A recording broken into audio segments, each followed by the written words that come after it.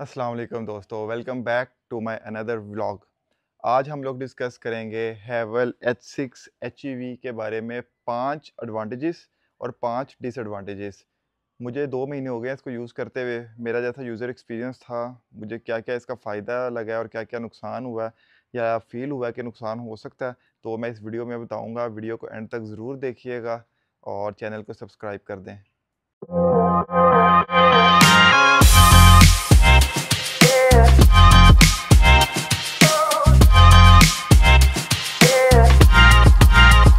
अच्छा, इसकी हम अगर बात करना शुरू करें तो हम करेंगे एडवांटेजेस से। पहले एडवांटेजेस डिस्कस करते हैं, फिर डिसएडवांटेजेस। जो पहला इसका एडवांटेज है, वो है इसकी फ्यूल एफिशिएंसी। ये हाइब्रिड मॉडल है H6 HEV, तो इसकी जो फ्यूल एफिशिएंसी है, तो वो बाकी जो गाड़ियों से किधरे निस्बत बेहतर है। आज के ज़माने में जिस तरह पेट्रोल की कीमतें बढ़ती जा रही हैं, तो मेरा ख़्याल है कि हाइब्रिड गाड़ी लेना एक डिसेंट मूव है सबके लिए। तो ये हमें इन सिटी जो एवरेज दे रही है तकरीबन 18, 17, 18 एवरेज दे रही है। अगर आप बहुत हल्के पाँव से चलाते हैं तो ये 20 को भी टच कर देती है और लॉन्ग पे देती है 13-14 की एवरेज। ये है इसका पहला एडवांटेज। अब मैं आपको बताता हूँ इसके दूसरे एडवांटेज के बारे में। अच्छा, दूसरा इसका एडवांटेज है इसकी पावर और परफॉर्मेंस का। अब जैसे कि सब सोच रहे होंगे कि हाइब्रिड गाड़ी है, स्लो होगी, ऐसा नहीं है। इसको जो-सा है पेट्रोल के साथ मोटर इंजन का भी जो-सा है इलेक्ट्रिक मोटर इंजन का कॉम्बिनेशन दिया है, जिसकी वजह से गाड़ी की पावर और ज़्यादा बढ़ गई है। और इसका आपने ओवरटेक करना हो या गाड़ी को एकदम पिक करनी हो तो गाड़ी बेहतरीन है। पावर के लिहाज से गाड़ी डाउन नहीं की, इन्होंने गाड़ी को अपग्रेड ही किया है। पावर से ये भी नहीं होगा कि आपकी एवरेज कंप्रोमाइज़ होगी, एवरेज भी आपकी सेट ही रहती है। और दूसरा आपको एक एसयूवी में कह दो कि एक स्पोर्टी टच भी मिल जाता है गाड़ी में। अब थर्ड जो हमारे पास एडवांटेज है इसका, वो ये है फीचर्स एंड टेक्नोलॉजी। अभी तक जितनी भी एसयूवीज़ आई हैं हैवेल के, मतलब के कॉम्पिटिटर्स हैं, तो उसमें अगर हम फीचर्स की टेक्नोलॉजी की बात करें तो ये कंप्लीट पैकेज देती है फीचर्स में।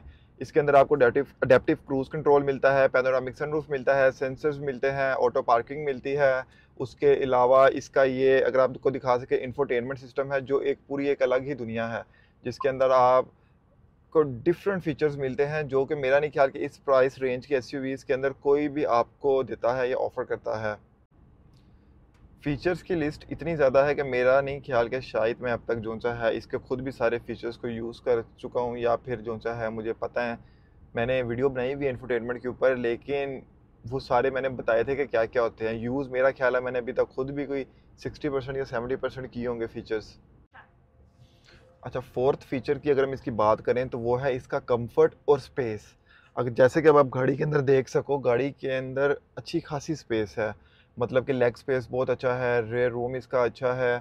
उसके अलावा आपको कहीं से गाड़ी तंग तंग नहीं लगती। यहाँ से भी इन्होंने गाड़ी को थोड़ा सा खुला कर दिया। यहाँ पे जो पिछली हैवल है उसके अंदर वो गियर बॉक्स टाइप और इस तरह की चीज़ें होती थी, गियर लीवर, वो इन्होंने स्टीयरिंग के पीछे कर दिया। तो आपने अगर फैमिली के साथ ट्रैवल करना है, और हम पाकिस्तानी फैमिलीज़ की तो आदत है, हम एक गाड़ी में 6-6 लोग घुसा के जाते हैं, तो 2 लोग आगे बैठ सकते हैं और 4 लोग ईज़िली पीछे बैठ सकते हैं। वैसे बैठने तो असूलन 2 ही चाहिए पीछे, लेकिन हम पाकिस्तानी हैं तो हम तो बिठाएँगे, हमने पूरा-पूरा टब्बर लेके गाड़ी में ट्रैवल करना होता है। तो लॉन्ग ड्राइव्स के लिए भी आपको ये गाड़ी बहुत कम्फ़र्ट देती है, और इसकी सीट्स जो-सी हैं, बहुत रिलैक्सिंग है, हार्ड सीट्स नहीं है। तो मैं इस पे हैवल पे हुंजा भी होके आया हूँ, तो मैं बिल्कुल भी कहीं पे भी डिसकम्फर्टेबल नहीं हुआ कि मुझे कोई इशू हो रहा हो इसकी सीट से या अंदर स्पेस वगैरह से। तो ये भी इसका एक बहुत अच्छा एडवांटेज है।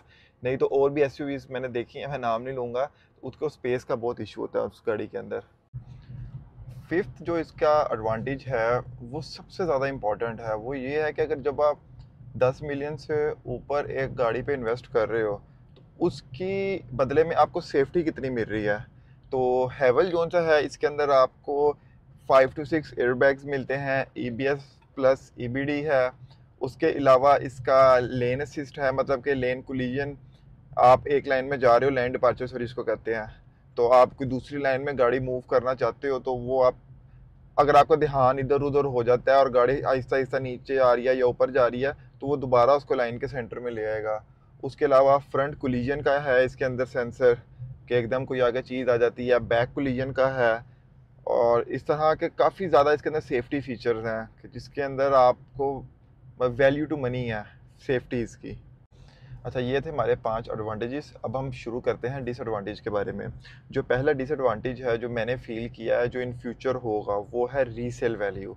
क्योंकि ये चाइनीज़ ब्रांड है, अभी न्यू न्यू लॉन्च हुआ है, तो इसका ये नहीं पता कि अगले 4 साल 3 साल बाद इसकी क्या लाइफ होगी। तो लेट इसका एक ये डिसएडवांटेज है कि आपको अभी मार्केट की श्योरिटी नहीं है। क्योंकि मुझे डर इस चीज़ का लग रहा है कि जैसे टोयोटा ने गलती की थी, इन्होंने सेम शेप में एक्सएल आई, जीएलआई, अल्टस और ग्रैंडी निकाली और वो बाद में मार्केट में पिट गई थी गाड़ियाँ। तो यही सेम सिनेरियो इनके साथ ना हो। इन्होंने यही किया हुआ है 1.5, फिर 2.0, फिर उसके बाद 1.5 एचईवी और अब 1.5 पीएचईवी भी आ गई है। तो सेम शेप में 4 वेरिएंट्स आ गए हुए हैं। तो अभी फ्यूचर का कुछ प्रिडिक्ट नहीं कर सकते। तो ये इसका डिसएडवांटेज है कि इसका भी कोई नहीं पता कि फ्यूचर क्या होगा रीसेल वैल्यू का। जो अब इसका बात करते हैं सेकंड डिसएडवांटेज की, वो ये है इसके स्पेयर पार्ट्स और आफ्टर सेल सर्विसेज। इसके अभी बेसिकली ये नई नई लॉन्च हो रही है, तकरीबन साल 2 साल हुए हैं, तो इसके आफ्टर सेल सर्विसेज जो सेंटर हैं वो बहुत कम है। और अगर कोई पार्ट्स का इशू आ जाता है तो वो या तो आपको मंगवाना पड़ता है या फिर हेवल वालों से ही लेना पड़ेगा, लेकिन वो भी अगर उनके पास होगा तो वो दे देंगे, नहीं तो वो भी मंगवा के देते हैं। तो ये इसका डिसएडवांटेज है और ये मैंने खुद भी फील किया। अगर आप मेरी पिछली वीडियो की सीरीज़ में देखें लाहौर टू हुंजा की, तो मैं हुंजा से जब वापस आ रहा था तो मुझे गाड़ी में एक इशू हो गया। तो तब मैं गिलगित में था, मैंने इनसे कांटेक्ट किया, उन्होंने कहा कि आप इस्लामाबाद आ जाएं, हम वो पार्ट आपको लाहौर से मंगवा देते हैं। तो वही फिर हुआ भी, मैंने लाहौर आके ही वो पार्ट डलवाया था। तो ये इसका एक डिसएडवांटेज है कि न्यू ब्रांड है और अभी इसके पार्ट्स भी नहीं इजीली मिलते और आप कोई लोकल मैकेनिक को भी नहीं दे सकते कि यार इसको देख लो क्या इशू है, और वो नहीं तो आपका बेड़ागर कर देंगे गाड़ी का लोकल मैकेनिक। जो तीसरा इसका डिसएडवांटेज है जो मैंने फील किया वो ये था कि इसकी फ्यूल एवरेज की जो ये कंपनी एक्सपेक्टेशन सेट करते हैं कि जैसे लेट्स फोर मैंने एचईवी लेनी थी, तो इन्होंने कहा कि आपको एवरेज देगी तकरीबन कोई 23-24 की इन सिटी देगी, 17-18 की जोन सी है लॉन्ग पे देगी। अच्छा, इसीलिए हमने फिर गाड़ी ले ली। हमने कहा एवरेज तो बहुत मज़े की है। तो जब गाड़ी ली तो वो हमें कहते हैं कि पहले 10,000 किलोमीटर तक ये आपको देगी 13-14 की इन सिटी और लॉन्ग पे 10-11 की। तो 10,000 के बाद जाके आपकी जो सी है ना एवरेज इंप्रूव होगी, लेकिन उसका कोई ऐसा जितना खास असर नहीं नज़र आया। मेरी गाड़ी 8-9 हज़ार किलोमीटर चल गई हुई है, तो वो अब जाके इन सिटी दे रही है तकरीबन कोई 17-18 और लॉन्ग पे तो और कम दे रही है। तो ये एक है जो वो झूठ कहते भी हैं और ऐसा नहीं है। मैं जब पहला जब आप मेरी वीडियो जाके देखें, मैं इसकी जो पहली वो सर्विस करवाने गया जिसके ऑयल वगैरह चेंज हुआ, तो मैंने उनसे पूछा भी, तो उन्होंने कहा यार ये सब बातें होती हैं सिर्फ जो सा है ऑडियंस ग्रैब करने के लिए। तो इतनी एवरेज नहीं देती जितनी वो क्लेम करते हैं कि जनाब जी कि 23-24 आपको एवरेज मिलेगी इन सिटी। जो 4 हेवल का डिसएडवांटेज है जो मैंने फील किया, ये गाड़ी वैल्यू टू मनी नहीं है अगर हम बिल्ड क्वालिटी की बात करें। क्योंकि इसका जो अब मुझे एक पीछे एक इशू आया उसके कैमरे के पास वाला, अब आप हमें सारा ये लगता है कि गाड़ी सारी जो सी है आयरन की होगी या फिर जो सा स्टील की होगी, कोई अच्छा मटेरियल यूज़ होगा। गाड़ी फाइबर में तैयार करते हैं अभी ये, इसके बम्पर फाइबर के, उसके बैक पे अगर आप जहाँ पे देखेंगे GWM भी लिखा होता है, वो भी सारा फाइबर का होता है। वो पूरी शेप जो यूं आ रही है हेवल की वो सारी फाइबर की है, और उस फाइबर को उतार के उसके अंदर एक ब्रीक सी पट्टी लगी हुई है लोहे की। तो बिल्ड क्वालिटी बहुत हल्की है। तो आप ये भी कह सकते हो कि आप 1.25 करोड़ खर्च करके तो शापर ही ले रहे हैं। नो डाउट सेफ्टी फीचर्स की बात की थी, वो हैं फीचर्स हैं, लेकिन क्वालिटी भी थोड़ी सी स्ट्रॉन्ग करें ना। अब वो फाइबर की आप गाड़ी दे रहे हैं तो उसका क्या फ्यूचर होगा, अल्लाह ना करे कल को कोई एक्सीडेंट हो जाए, कुछ भी हो जाए, वो तो आपको सेव कर ही नहीं सकती गाड़ी। एयरबैग्स होने के बावजूद भी आप कुछ ले जाओगे फाइबर की गाड़ी में। तो ये इसका एक डिसएडवांटेज है। अच्छा, पांचवा इसका डिसएडवांटेज जो मैंने फील किया है वो इसकी प्राइस ब्रैकेट है।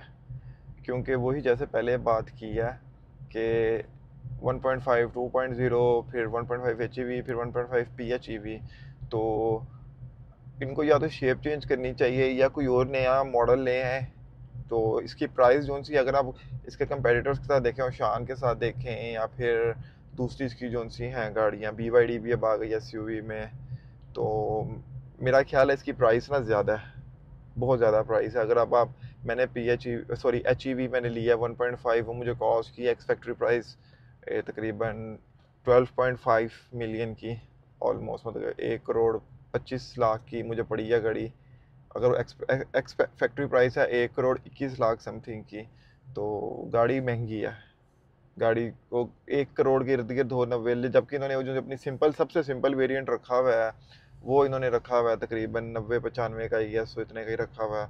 और ये HEV को महंगा कर दिया, तो इनको प्राइस इसकी थोड़ी सी कम करनी चाहिए, ये भी इसका डिसएडवांटेज है। क्योंकि हर कोई बंदा फीचर्स भी नहीं देख रहा होता। अब मैं कई लोगों को जानता हूँ पर्सनली, वो क्या कहते हैं, वो कहते हैं यार शेप तो एक जैसी है ना, क्या करना है HEV लेके, वो ले लेते हैं सिंपल 1.5 ले लेते हैं। अब तो इन्होंने फीचर्स भी सब कुछ सेम कर दिए हुए हैं 1.5 में और HEV में, कोई ऐसा इतना कोई ह्यूज डिफरेंस नहीं है। तो मेरा ख्याल है प्राइस इसका एक डिसएडवांटेज है। तो ये था हमारे हैवल H6 HEV 1.5 HEV का 5 एडवांटेजेस और 5 डिसएडवांटेजेस। आपके जहन में कोई भी क्वेश्चन है या आप कोई एडवांटेज या डिसएडवांटेज ऐड करना चाहते हो तो कमेंट्स में ज़रूर बताओ। हमने इसके कंप्लीट रिव्यू की वीडियो भी जो सी है अपने चैनल पे लगाई हुई है, उसका मैं लिंक भी दे दूँगा, तो आप उसको भी जाके देख सकते हो। और उसके अलावा हमने इस पे जो ट्रिप किया था लाहौर टू हुंदा, उसमें भी हमने सारा बताया था कि इसने हमें कैसी परफॉर्मेंस दी, इसका क्या एवरेज थी, कैसा कंफर्ट जोन था, वो भी ज़रूर देखिएगा। चैनल को सब्सक्राइब कर दें। आपसे मुलाकात होगी इंशाल्लाह नेक्स्ट व्लॉग में। अल्लाह हाफिज़।